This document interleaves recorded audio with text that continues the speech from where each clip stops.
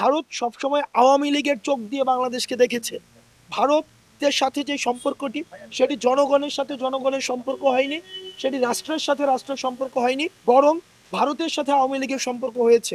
আমরা স্যারের কাছে আমরা জানিয়েছি যে ভারতের সাথে বাংলাদেশের ফ্যাসিস্ট সরকারের যে অসম চুক্তিগুলো হয়েছে, গোপন চুক্তিগুলো হয়েছে, সেটি যেন প্রকাশ করা হয়। পানির যে ন্যায্য হিস্সা রয়েছে, সেই হিস্সাটি যেন বাস্তবায়ন করা হয়। ফেলানি সহ আমাদের সীমান্তের যেই হত্যাগুলো করেছে, সেই হত্যাগুলোর জন্য বিচার নিশ্চিত করা হয়, এবং বাণিজ্য যেটি রয়েছে বাংলাদেশের সাথে, সেটি যেন ন্যায্যতার সাথে হয়, সেইটির ব্যবস্থা যেন করা হয়। এবং আমরা বারবার বলেছি, ভারতের জনগণের সাথে আমাদের বাংলাদেশের জনগণের কোনো ধরনের বিমাতা সুলভ সম্পর্ক নেই, অ্যান্টাগনিস্টিক কোনো সম্পর্ক নেই।